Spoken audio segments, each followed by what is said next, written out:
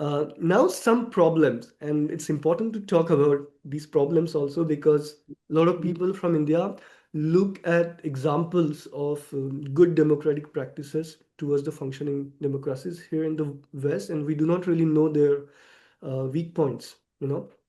So in France, because you talked about the referendums and the Brexit referendum, yeah, I think it would also be pertinent to talk about the 2005 referendum in France, which was about the European Union Constitution to be adopted by the member states.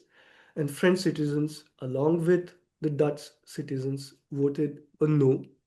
And unfortunately, 2 years later, 2007, under Nicolas Sarkozy, a Treaty of Lisbon, I guess, was signed and it was imposed through backdoors, through, yeah. So it was really not respecting the public choice, you know.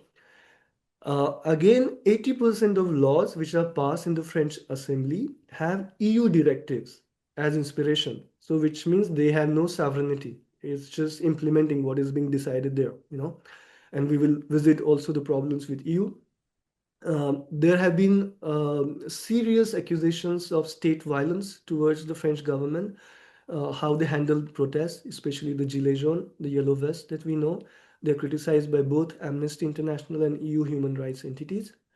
We also know that the recent reform about the pension, which saw millions of French people coming on the streets, they were really not made, the demands were not made. But whenever Zelensky comes here, often he gets checks of billions of euros without any discussion in the parliament, without any uproar, you know. So there's this contrast.